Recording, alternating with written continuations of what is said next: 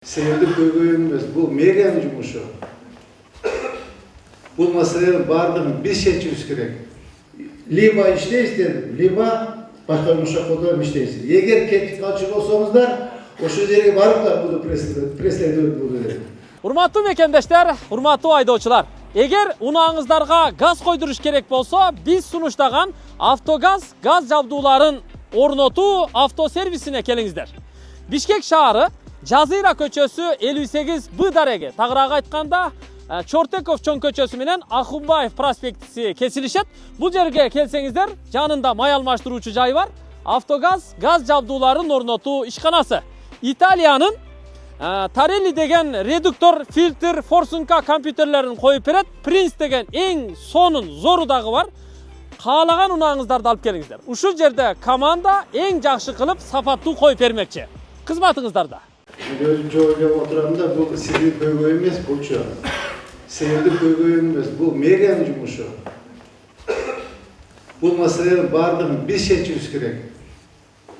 Сиздер ушул көйгөйдү айтпасаңдар, мен билбейт болчумун. Баарын жазып алдым. Сиздер менен 5 фракция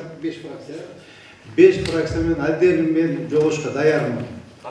Бул жерде мурдайчы эле депутаттар келип тажатат депчи. Жок, бул депутаттар деле өзүнчө бир служба да. Өзүнчө азыр айткан көйгөйүңөр силердин көйгөй эмес, алчы. Баардыгы биздин жумуш, мэриянын жумушу. Биз жасашыбыз керек ал жумуштардычы. Кудай кааласа, мен силерди кош колдоп колдойм.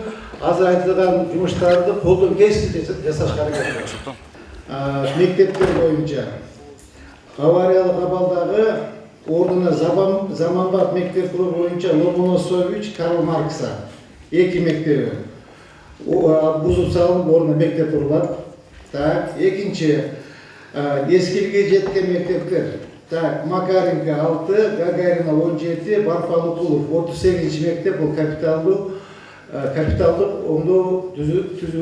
оңдоодон өткөрүлөт. Бул республиканский бюджетке кирди.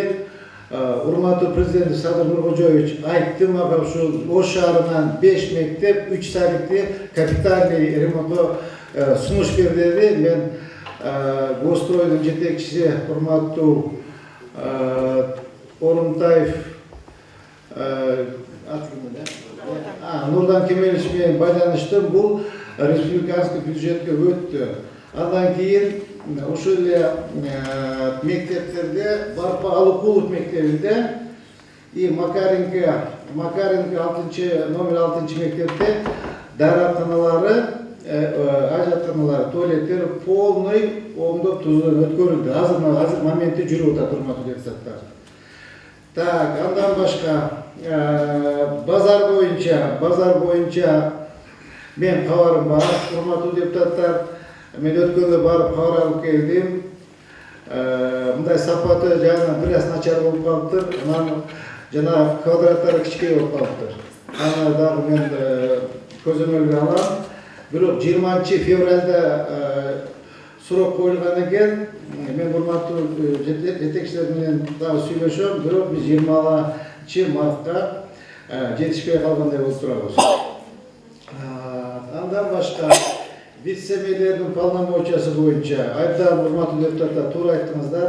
Мен келген мезгилде дагы бир 2-3 ишканалардын жетекчилери мага кирейин деп аракет кылышты, бирок мен айттым жок.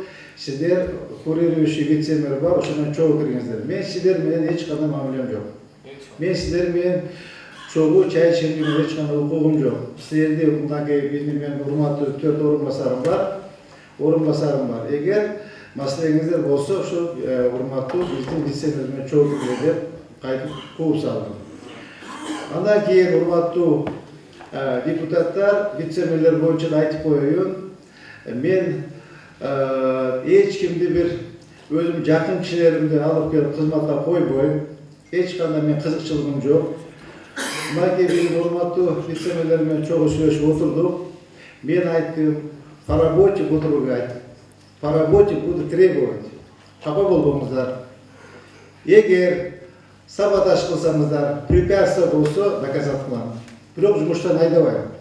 Эгер урматтуу мэрибиз мен жакпай калып туруп мага жетекчиге башка өзүнүн жакын кишилерин санаалаш кишилерин алып келип менин ордума коет окшойт деген маалыматтар болсо ал туура эмес. Сиз менин кишимсиз. Сиз мэриянын кишисиз, сиз өкмөттүн кишисиз. Либо иштейсиз дедим, либо башка жумушка колдонуп иштейсиз. Эгер кетип калчу болсоңуздар, ошол жерге барып да буду преследовать буду дедим.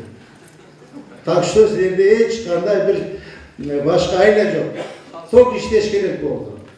Бир дагы вице-мэрди мен айдап же болсо ордуна башка кызматкерлерди алып келбеймин. Так, жарыктандыруу боюнча урматтуу депутаттар, туура айттыңыздар. Айыптан акыбал начар, караңгы. Мен Кудай кааласа муну иштеймин. Көп кабаттуу автостоянкалар боюнча тоже урматтуу депутатыбыз айтып кетти. Мен сизди кош колдоп колдойм. Жана унутуп алыпмын, айтпай кеттим, бул менде бар болчу. Так, кредиттер боюнча өткөндө кечээ жыйында көтөрүлдү. Биз могу келерки вторник күнгө Ош шаарындагы бардык банктарды чакырып, эгер урматтуу депутаттар убактыңыздар болсо келип катышып берсеңиздер болот. Мен силерге дополнительный информация берем. Ошол кредиттердин пайызы боюнча силер менен чогуу банк жетекчилери менен сүйлөшөбүз. Так, теперь урматтуу жетекчилер, урматтуу депутаттар, мына абдан сиз урматтуу депутатыбыз туура айтып кеттиңиз. Бизде тазалык деген ишкана бар, абдан жакшы билесиздер. Ушул ишканабыз боюнча кечээ внутренний аудит жибердим. Тапкан кирешесин, пайдасын, расходун эсептеп чыгып, мурда биз шаардык бюджеттен акча бөлүнчү, ал акчаны токтоттук. Ишканаңыз прибыльный болуп калыптыр. Мамлекетке шаардык бюджеттен эч кандай каржы албайсыз. Бул хозрасчетный ишкана да өзүнө өзү багат. Мына 1-январь биринен баштап субсидия маселеси боюнча вопрос жабык. Эч кандай бир тыйын берилбейт, өзүнө өзү каржылайт. Коммерческий объекттер бар, тиги эмелер бар, абоненттер бар, ошонун баарын тактап, өзүңүздү өзүңүз багыңыз. Мэриянын чөнтөгүнөн бир тыйын албайсыз деп эметтим. Кредити бар экен, бир апталык, бир нелелик срок бердим. Жакшы эсептеп келиңиз. Эгер ушу кредит боюнча жарым төлөп берели, а так жарым өзүңүз төлөйт. Теперь урматтуу депутаттар, налог боюнча айткан жоксуздар. Налог боюнча бизде абдан акыбал начар, бюджет толбойт. Мен билбейм кимдер, но шаарда на каждом шагу кафе, на каждом шагу ресторан, на каждом шагу чайхана, баня, парикмахерский салон, тиштөрүлүү ак тиш, кара тиш, алтын тиш, больница, толтура. Налог жок. Бир дагы налог жок. Собираемость ноль. Бардыгы крышево кетишет. Такого не должно быть. Бизде болгону, урматтуу коллегалар, 3-4 салыктын түрү калат. Подоходный налог 90% калат. Бул жанагы районный работниктер боюнча. Ошол жерде кафе, ресторандар, курулушта иштеген ишчилердин бардыгы, иштеген кишилердин алган налогу биздин жергиликтүү бюджетке калат. Экинчи жанагы тамакка салыгы, үчүнчү налог на имущество, төртүнчү патент. Ушул 4 налог бизге калат. Бирок аткарылыш боюнча абдан акыбал начар. Толтура, тет жака чыксаң, толгун тобой обменка. Обменка десем, ким эле шаармал обмен болуп кетти. Төлөгөн салыктардын нөл. Ушул налог боюнча, салык боюнча урматтуу депутаттар мага жардам бериңиздер. Бул абдан глобальный маселе. Анткени налог түшпөсө, салык түшпөсө, биз азыр жогоруда айтылган маселелердин баардыгын чечиш керек бизде. Сиздердин жардамыңыздар менен ушул салык маселесине жардам бериңиздер. Кафе, ресторанда, чайханаларда мындай карасам 20-дан 30-дан официант иштейт, повар, посудомойство, уборщик иштейт, 20 киши иштейт, 5 киши көрсөтөт. Булар дагы бардыгы патенттер төлөнсө, биздин жергиликтүү бюджетке калат, урматтуу туугандар. Так, акбара боюнча мен түшүндүм, эт боюнча мен түшүндүм, камера күчкүттүү камера боюнча мен түшүндүм, мектептер боюнча мен силерге айтып кеттим.